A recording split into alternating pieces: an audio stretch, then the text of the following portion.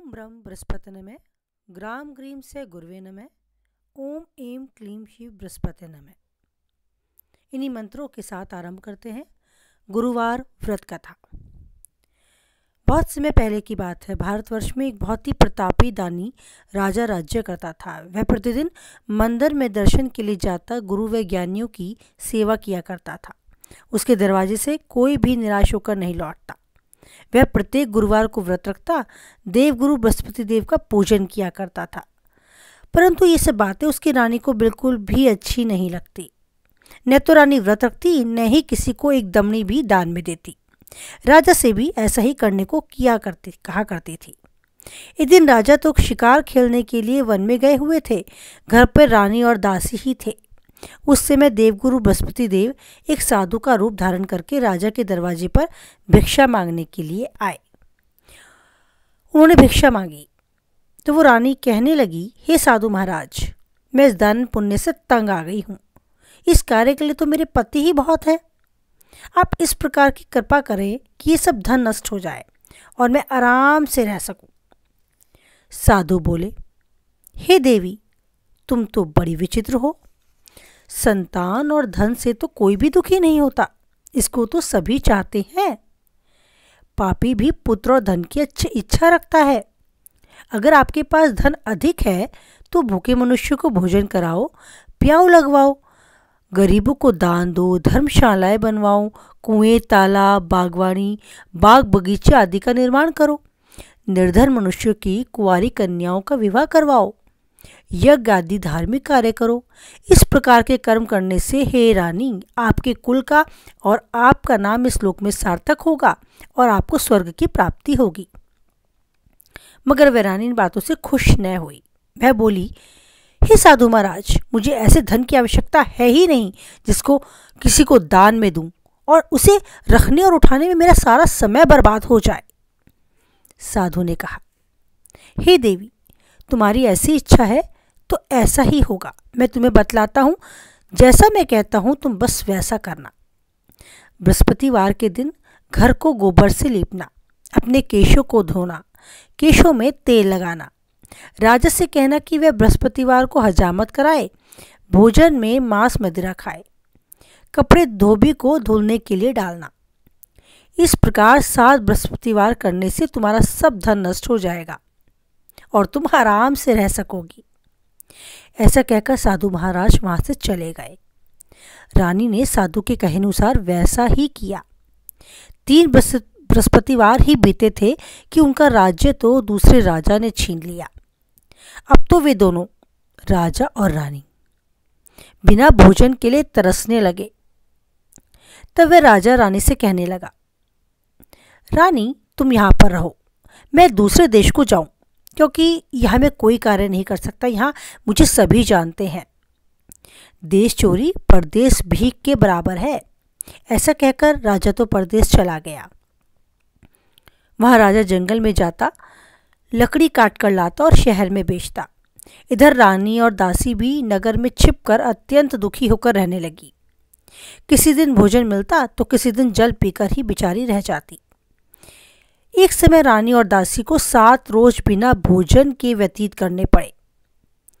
तो रानी ने अपनी दासी से कहा, हे दासी, यहाँ पास ही में मेरी बहन रहती है। वह बड़ी धनवान है। तू उसके पास जा और 5 सेर भेजर मांग ला, जिससे कुछ समय के लिए हमारी गुजर बसर तो हो जाएगी। इस प्रकार रानी की आज्ञा पाकर दासी उसकी बहन के पास गई। रानी की बहन उस समय पूजन कर रही थी, क्योंकि उस रोज था बृहस्पतिवार, गुरुवार। जब दासी ने रानी की बहन को देखा तो उससे बोली, हे रानी, मुझे तुम्हारी बहन ने भेजा है, मुझे 5 सेर भेजर दे दो। इस प्रकार दासी ने अनेक बार कहा, परंतु रानी की बहन ने तो कोई उत्तर नहीं दिया, क्योंकि वह उस समय बृहस्पतिवार यानी गुरुवार का व्रत कर रही थी और कथा सुन रही थी।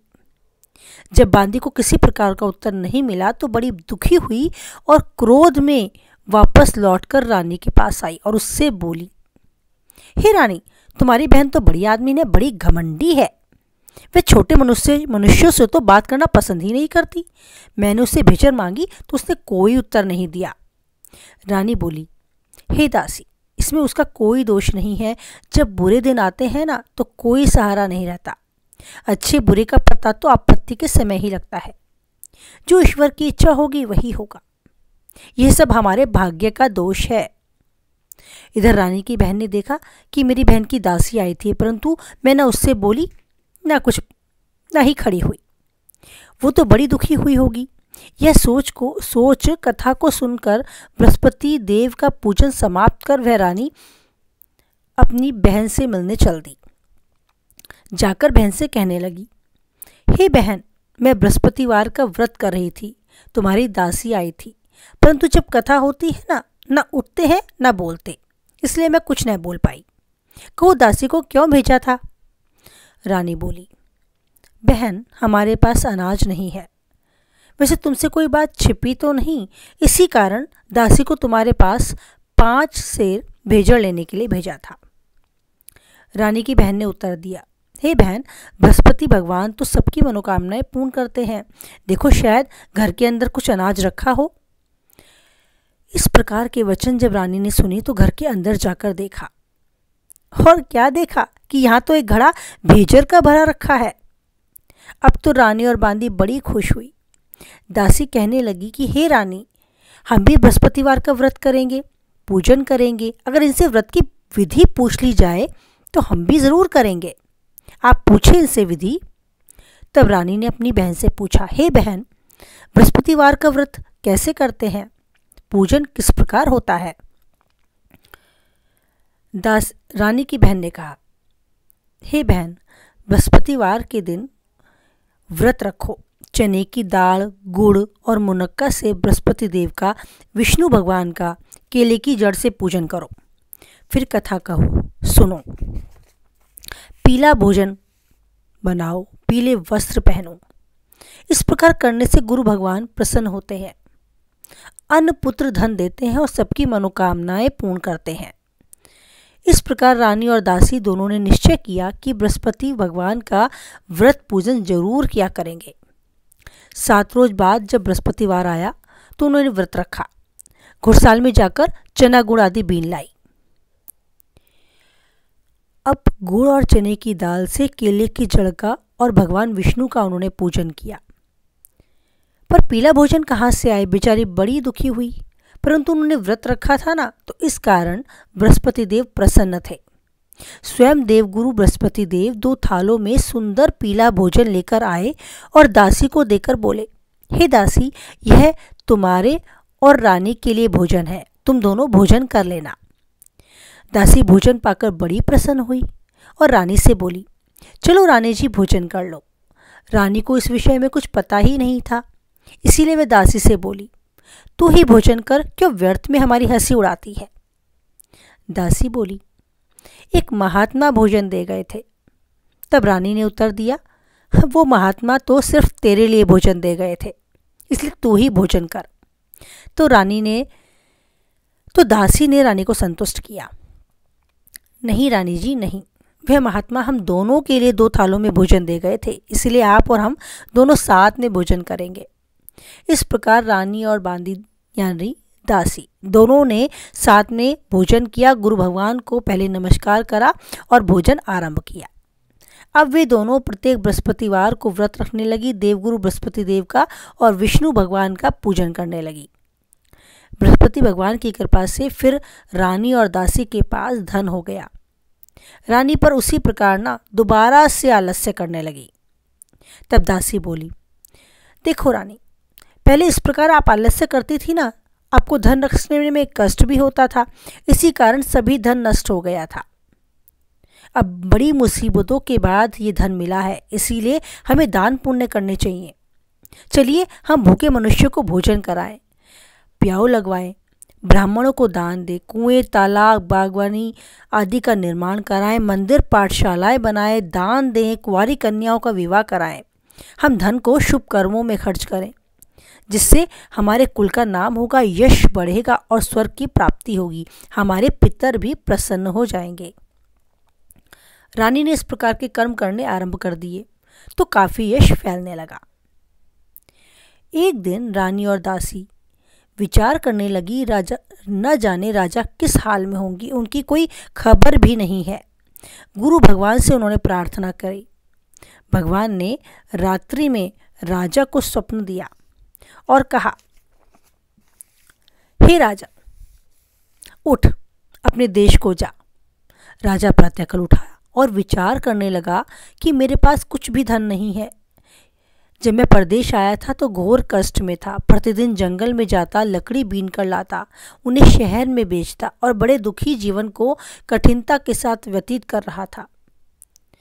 एक दिन राजा दुखी होकर अपने पुराने अच्छे दिनों को, राजपाट की बातों को याद करके रोने लगा। देवगुरु बृहस्पति देव को राजा पर दया आ गई और वे एक साधु का रूप धारण करके राजा के पास आए और बोले, हे लकड़हारा, तुम इस सुनसान जंगल में किस चिंता में बैठे हो, मुझे बतलाओ। यह सुनकर राजा के नेत्रों में जल भर आया। साधु की वंदना कर कर वह बोले, हे प्रभु, आप सब कुछ जानने वाले हो। बस इतना कहा और साधु को उन्होंने अपनी पूरी कहानी बतला दी। साधु वेशधारी बृहस्पति देव बोले, हे राजा, तुम्हारी स्त्री ने बृहस्पति देव का अपराध किया था, जिस कारण तुम्हारी यह दशा हुई थी, परंतु अब तो वह प्रत्येक बृहस्पतिवार को व्रत करने लगी है। अतः तुम किसी भी बात की चिंता मत करो, भगवान तुम्हें पहले से अधिक धन देगा। देखो, तुम्हारी स्त्री ने ना गुरुवार का व्रत आरंभ कर दिया, तो तुम भी मेरा कहा मानकर बृहस्पति देव का व्रत करो। चने की दाल, गुड़ जल के लोटे में डालकर केले का पूजन करो, फिर कथा कहो और उसे सुनो। ध्यान से मन लगाकर व्रत करो, भगवान तुम्हारी सभी मनोकामनाएं पूर्ण करेंगे। साधु को प्रसन्न देखकर राजा बोला, हे प्रभु, मुझे लकड़ी बेचने के बाद इतना पैसा नहीं मिलता जिससे भोजन के उपरांत कुछ बचा सकूं। मैंने रात्रि में अपनी रानी को व्याकुल देखा है। मेरे पास तो कुछ भी धन नहीं है जिससे उनकी खबर ही मंगा सकूं। फिर मैं कौन सा व्रत करूं, कौन सी कहानी करूं, मुझे तो ये मालूम ही नहीं। साधु ने कहा, हे राजन, तुम किसी बात की चिंता न करो, बृहस्पति देव तुम्हें सब कुछ देंगे, तुम्हारी सारी चिंता हरण कर लेंगे। बस तुम बृहस्पतिवार के दिन रोजाना की तरह लकड़ियां लेकर शहर को जाना। तुम्हें रोज से दुगना धन प्राप्त होगा, जिससे तुम भली भांति भोजन भी कर लोगे और बृहस्पति देव की पूजा का सभी सामान आ जाएगा। धीरे धीरे सप्ताह व्यतीत हुए। फिर बृहस्पतिवार का दिन आया। राजा जंगल में लकड़ी काटकर शहर में बेचने गया। उसे उस दिन से अधिक पैसा मिला। राजा ने चना, गुड़ आदि लाकर गुरुवार का व्रत आरंभ किया। उस दिन से उसके सभी क्लेश दूर हो गए। परंतु जब दोबारा गुरुवार आया तो वह गुरुवार के दिन बृहस्पति देव का पूजन करना, व्रत करना ही भूल गया। इस कारण बृहस्पति भगवान नाराज हो गए। उस दिन नगर में राजा ने एक विशाल यज्ञ का आयोजन कराया और शहर में यह घोषणा करवा दी कि कोई भी मनुष्य अपने घर भोजन नहीं करेगा, न आग जलाएगा। समस्त जनता मेरे यहाँ ही भोजन करने आएगी। इस तरह की आज्ञा जो नहीं मानेगा उसे फांसी की सजा सुनाई जाएगी। इस तरह की घोषणा वहाँ के राजा ने संपूर्ण नगर में करवा दी। तो सभी लोग उनकी आज्ञा के अनुसार भोजन करके अपने अपने घर को जाने लगे। लेकिन लकड़हारा बहुत देर से पहुंचा, तो राजा उन्हें अपने साथ महल में ही ले आए। अब वे भोजन कर ही रहे थे कि रानी की दृष्टि उस खूंटी पर पड़ी जिस पर हार लटका हुआ था, पर अब वहाँ हार नहीं दिखाई दे रहा था। तो रानी को निश्चय हुआ कि इसी मनुष्य ने हार चुरा लिया है। तो सैनिकों को बुलवाया गया और उस मनुष्य को जेल खाने में डलवा दिया गया। अब वह मनुष्य यानी कि राजा जेल खाने में पड़ा, अब बहुत दुखी हुआ और विचार करने लगा, न जाने कौन से पूर्व जन्मों के कर्मों से मुझे यह दुख प्राप्त हुआ है। और उसी साधु को याद करने लगा जो उसे जंगल में मिला था। उसी समय बृहस्पति देव साधु का रूप धारण कर प्रकट हुए और उसकी दशा को देखकर कहने लगे, अरे मूर्ख, तूने बृहस्पति देवता की पूजा नहीं की, कथा नहीं की, इस कारण तो तुझे दुख प्राप्त हुआ है। पर अब चिंता मत कर, बृहस्पतिवार के दिन तुझे जेल खाने में इसी दरवाजे पर 4 पैसे पड़े मिलेंगे। उससे तू बृहस्पति देव का पूजन करना, तेरे सभी कष्ट दूर हो जाएंगे। फिर बृहस्पतिवार का दिन आया, उसे पैसे पड़े मिले। राजा ने तब कथा कही। उसी रात्रि में बृहस्पति देव ने उस नगर के राजा को स्वप्न में कहा, हे राजा, तुमने जिस आदमी को जेल खाने में बंद कर रखा है वह निर्दोष है। वह दूसरे देश का राजा है, तुम उसे छोड़ दो। रानी का हार तो उसी खुंटी पर लटका हुआ है। अगर तुम ऐसा नहीं करोगे तो तुम्हारा सारा राज्य नष्ट कर दूंगा। राजा प्रातःकाल उठा और खुंटी पर हार देखकर लकड़हारे को बुलाकर क्षमा मांगी और उन्हें उनके योग्य वस्त्र आभूषण देकर विदा किया। अब तो देवगुरु की आज्ञा अनुसार राजा अपने नगर को चल दिया। राजा जब नगर के निकट पहुंचा तो उसे बड़ा आश्चर्य हुआ। नगर में पहले से अधिक बाग, तालाब, कुएं, बहुत सी धर्मशालाएं और मंदिर आदि बने हुए थे। राजा ने पूछा, ये सब बाग, धर्मशालाएं आदि हैं किसकी? तो नगर के लोग कहने लगे, ये सब रानी और बांदी की हैं। यह सुनकर राजू को बड़ा आश्चर्य हुआ, साथ ही गुस्सा भी बहुत आया। आखिर ये हुआ तो हुआ कैसे? जब रानी को यह खबर मिली कि राजा आ रहे हैं तो वह बांदी यानी कि दासी से कहने लगी, हे दासी, देख, राजा हमें बहुत बुरी हालत में यहाँ छोड़ गए थे। ऐसा ना हो वे सब ठाट बाट देकर वापस लौट जाएं। तो तू ऐसा कर, दरवाजे पर खड़ी हो जा। जैसे ही राजा आए तू अपने साथ उन्हें लीवा लाना। आज्ञा अनुसार दासी दरवाजे पर खड़ी हो गई और राजा आए तो अपने साथ लेकर रानी के पास तक पहुंची। राजा ने क्रोध में तलवार निकाली और रानी की ओर करते हुए बोले, ये सब धन धान्य तुम्हें कैसे प्राप्त हुआ है? मुझे यह बतलाओ। तब रानी ने कहा, हे राजा, ये राज्य और सब धन हमें बृहस्पति देव की पूजा से और व्रत के प्रभाव से प्राप्त हुआ है। तो राजा ने निश्चय किया, 7 रोज बाद तो बृहस्पति देव का पूजन सभी करते हैं, परंतु मैं रोजाना दिन में 3 बार कहानी कहा करूंगा। रोज देवगुरु बृहस्पति देव का पूजन किया करूंगा। राजा के दुपट्टे से हर समय चने की दाल बंधी रहती। दिन में वो 3 बार कहानी किया करते। एक रोज राजा ने विचार किया कि चलो बहन के यहाँ हो आऊं। इस तरह निश्चय कर वह घोड़े पर सवार होकर सुबह अपनी बहन से मिलने चल दिए। मार्ग में उन्होंने देखा कुछ लोग मुर्दे को लिए जा रहे हैं। उन्हें रोककर वह कहने लगा, अरे भाइयों, मेरी बृहस्पतिवार की कहानी सुन लो। वे लोग बोले, अरे हमारा आदमी मर गया है, तुझे अपनी कथा की पड़ी है। परंतु एक समझदार आदमी बोला, अच्छा कहो, हम तुम्हारी कथा भी सुनेंगे। राजा ने दाल निकाली और पूजा आरंभ करी। कथा कहने लगे। अभी कथा आधी ही हुई थी कि मुर्दा तो हिलने लगा और जब कथा पूरी होने को आई तो वह राम राम कहकर खड़ा भी हो लिया। राजा आगे चल पड़ा। उसे एक किसान खेत में हल चलाता मिला। राजा ने उसे देखा और उससे बोला, अरे भाई, तुम मेरी बृहस्पतिवार की कहानी तो सुन लो।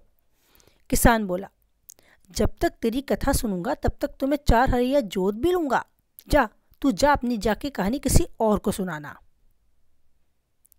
राजा ने जैसे ही आगे कदम बढ़ाया, बैल पछाड़ खाकर गिर गए और उस किसान के पेट में तो जोर से दर्द होने लगा। उसी समय उसकी माँ रोटी लेकर आई। उसने अपने पुत्र से पूछा, ये सब कैसे हुआ? तो पुत्र ने सारा हाल बता दिया। बुढ़िया तो दौड़ी दौड़ी घुड़सवार के पास पहुंची और उससे बोली, मैं तेरी कथा सुनूंगी, जरूर सुनूंगी, पर तू खेत पे जाकर कहना। राजा ने बुढ़िया के खेत पर जाकर कथा कही, जिसके सुनते ही बैल भी खड़े हो गए और किसान के पेट का दर्द भी बंद हो गया। रात्रि में राजा अपनी बहन के यहाँ पहुंच गया। बहन ने भाई की खूब मेहमानी की। दूसरी रोज उठा तो देखा कि सभी लोग भोजन करने लगे हैं। तो राजा ने अपनी बहन से कहा, हे बहन, यहाँ कोई ऐसा मनुष्य है जिसने अभी तक भोजन न किया हो? वह मेरी बृहस्पतिवार की कहानी सुन ले। बहन बोली, हे भैया, यह तो ऐसा देश है, यहाँ लोग पहले भोजन करते हैं, बाद में कोई और कार्य करते हैं। चलो फिर भी मैं देख आती हूँ। वह पड़ोस में उसने बहुत देखा, कोई ऐसा मनुष्य उसे मिला ही नहीं जिसने अभी तक भोजन न किया हो। अंत में वह कुम्हार के घर तक गई जिसका लड़का बीमार था। उनके यहाँ किसी ने 3 रोज से तिनका भी नहीं खाया, अन्न का एक दाना भी नहीं खाया था। रानी ने अपने भाई की कथा सुनने की बात कुम्हार से कही तो कुम्हार तैयार हो गया। राजा ने कुम्हार के घर जाकर बृहस्पतिवार की कथा कही, जिसको सुनकर उसका लड़का ठीक हो गया। अब तो वे बड़े प्रसन्न हुए, तो उस नगर के सभी लोग बृहस्पतिवार की व्रत करने लगे और कथा सुनने लगे। कुछ दिन बाद राजा ने अपनी बहन से कहा, हे बहन, हम घर चलेंगे, तुम भी तैयार हो जाओ। राजा की बहन ने अपनी सास से पूछा तो सास बोली, हाँ चली जा, परंतु कोई बच्चे को मत ले जाना अपने साथ, क्योंकि तेरे भाई की तो कोई औलाद ही नहीं है। बहन ने अपने भाई से कहा, भाई मैं चलूंगी, परंतु कोई बालक नहीं जाएगा। राजा बोला, जब कोई बालक ही नहीं चलेगा साथ, तो तू ही जाकर क्या करेगी। बड़े दुखी मन से राजा अपने घर को लौट गया। राजा ने अपनी रानी से कहा, हम निर्वंशी राजा हैं, हमारे मुंह देखने का भी धर्म नहीं है। कुछ भोजन आदि नहीं किया और उदास होकर लेटे रहे। तब रानी बोली, हे प्रभु, बृहस्पति देव ने हमें सब कुछ दिया है, तो औलाद भी वही देंगे, अवश्य देंगे। उसी रात्रि में बृहस्पति देव ने राजा को स्वप्न में कहा, हे राजन, उठ, तू सभी सोच को त्याग, सारी चिंताओं को छोड़ दे, तेरी रानी गर्भ से है। राजा ने जब ये बात सुनी तो उसे बड़ी प्रसन्नता हुई और 9वें महीने में उसके गर्भ से एक सुंदर पुत्र की प्राप्ति हुई। राजा ने बड़ा भारी उत्सव कराया और बहन को भी बुलाया। तब राजा अपनी रानी से कहने लगा, हे रानी, नारी बिना भोजन के तो रह सकती है, परंतु बिना कुछ कहे कभी नहीं रह सकती। परंतु जब मेरी बहन आए, तुम कुछ भी मत कहना। राजा की बहन ने जब यह शुभ समाचार सुना कि एक पुत्र की प्राप्ति मेरे भाई के घर हुई है, तो बड़ी प्रसन्न हुई। बधाई लेकर अपने भाई के पास आई। तभी रानी बोल पड़ी, घोड़ा चढ़ी तो न आई, आज गधा चढ़ी तो आ गई। यानी कि जब भाई लेने गए थे तब तू न आई और अकेले कैसे आई। राजा की बहन बोली, भाभी, मैं इस प्रकार न कहती तो तुम्हें औलाद ही कैसे मिलती। आप देखो तो ये उन्हीं की माया है। बृहस्पति देव परम दयालु हैं, जैसी जिसकी मनोकामना होती है वैसे ही पूर्ण कर देते हैं। जो सद्भावना पूर्वक बृहस्पति देव का व्रत करता है, कथा पढ़ता है, सुनता है, सुनाता है, बृहस्पति देव उसकी सभी मनोकामनाएं पूर्ण करते हैं। ये प्रथम कथा थी जिसे मैंने आपसे कहा। तो प्रथम कथा सुनने सुनाने वालों की मनोकामनाएं यूं ही पूर्ण हो तो जोर से बोलिए मेरे साथ, बृहस्पति देव की जय, विष्णु भगवान की जय। अब बढ़ते हैं अंतिम और दूसरी कथा की तरफ। बहुत पहले की बात है, एक ब्राह्मण था, वह बहुत निर्धन था, उसकी कोई संतान न थी। उसकी स्त्री तो बड़ी मलिनता के साथ रहती थी, न तो स्नान करती और न ही देवताओं का पूजन। प्रातःकाल उठती तो सर्वप्रथम भोजन करती और बाद में कोई अन्य कार्य करती। इससे ब्राह्मण देवता बड़े दुखी होते, बेचारे बहुत कुछ कहते भी, परंतु कोई परिणाम न निकलता। भगवान की कृपा से ब्राह्मण की स्त्री को कन्या रूपी रत्न की प्राप्ति हुई। वह कन्या पिता के घर पर रहकर बड़ी होने लगी। बड़ी ही सुशील कन्या थी। वह प्रातःकाल स्नान करके भगवान का पूजन किया करती और प्रत्येक बृहस्पतिवार को व्रत भी रखती। अपने पूजा पाठ को समाप्त कर अपनी पाठशाला को जाती तो एक मुट्ठी जौ पाठशाला के मार्ग में डालती जाती। बाद में जब वहाँ से लौटती तो वे जौ स्वर्ण के उसे हुए मिलते, उन्हें बीनकर वो घर ले आती।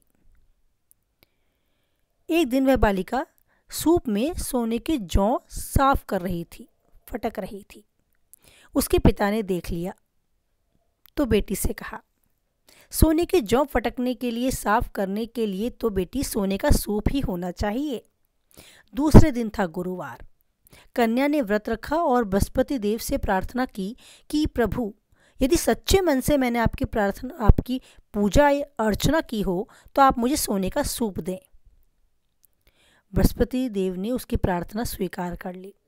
रोजाना की तरह जैसे वो पाठशाला के मार्ग में जौ फैलाती जा रही थी, तो वापस लौटकर जैसे ही वह जौ बीनने लगी, उसे वहां सोने का सूप मिला। बृहस्पति देव की कृपा उस पर हो गई। उस सोने के सूप को वो लेकर घर आ गई और उसमें हमेशा की तरह जौ साफ करने लगी, परंतु उसकी माँ का तो वही ढंग रहा जैसा पहले था। एक दिन कन्या सोने के सूप में सोने के जौ साफ कर रही थी। उस समय वहां राजा का पुत्र उसके घर के सामने से निकला।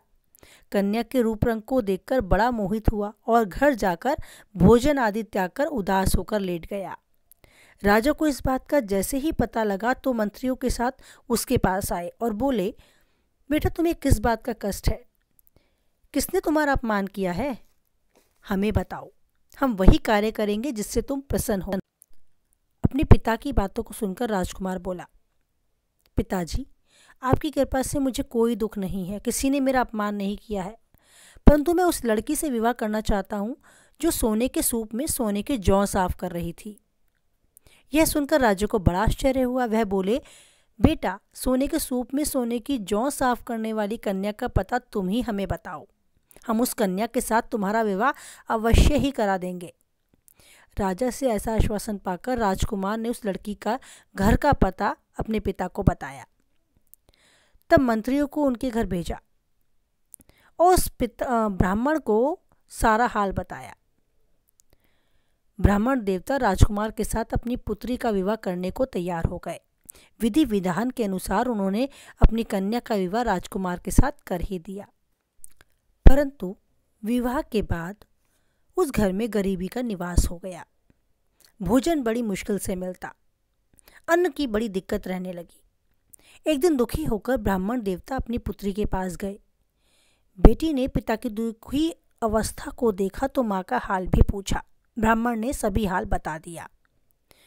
कन्या ने बहुत सा धन देकर अपने पिता को विदा किया, परंतु कुछ समय बाद तो ब्राह्मण का वह धन भी समाप्त हो गया और फिर भूखे मरने की नौबत आ गई। ब्राह्मण देवता फिर अपनी कन्या के पास आए। फिर उन्होंने सभी हाल बता दिया, परंतु कन्या ने तब बोला, पिताजी, तुम माँ को यहाँ लेकर आओ, जिससे उन्हें मैं विधि बताऊंगी, जिससे सभी गरीबी दूर हो जाएगी। ब्राह्मण अपनी स्त्री को लेकर पहुंचे तो पुत्री अपनी माँ को समझाने लगी, हे माँ, तुम प्रातःकाल उठो, सर्वप्रथम स्नान आदि करो और भगवान विष्णु का पूजन करो, तो सब दरिद्रता दूर हो जाएगी। परंतु उसकी माँ ने एक भी बात न मानी। प्रातःकाल उठी और पुत्री के बच्चों की जितनी जूठन थी सब खा ली। पुत्री को तो बड़ा गुस्सा आया। उसने कोठरी का सारा सामान निकाला और उसमें माँ को अपनी बंद कर दिया। प्रातःकाल माँ को उसमें से निकाला और स्नान आदि कराया, विष्णु भगवान का पाठ करवाया, तो माँ की बुद्धि ठीक हो गई। फिर तो वे प्रत्येक बृहस्पतिवार को स्वयं ही व्रत रखने लगी, देवगुरु भगवान विष्णु का पूजन करने लगी। और इस व्रत के प्रभाव से उसकी माँ भी बहुत धनवान हुई, पुत्रवती हुई और जीवन के सभी सुखों को भोग कर अंत में दोनों को स्वर्ग की प्राप्ति हुई। ये है बृहस्पति देव की कृपा। जिस पर कृपा बरस जाती है तो समझो उसकी तो सारी चिंताएं ही मुक्त हो जाती हैं और अंत में मोक्ष की प्राप्ति भी ये बृहस्पति देव हमें करा देते हैं। इसी उम्मीद, इसी कामना के साथ कि आपके व्रत में इसी प्रकार वो कृपा बनाए रखें, आपकी मनोकामनाएं पूर्ण करें, यहाँ समाप्त करते हैं हम बृहस्पति देव की कथा को। और अब अंत में एक बार और जयकारा मेरे साथ लगाएं। बृहस्पति देव की जय, विष्णु भगवान की जय।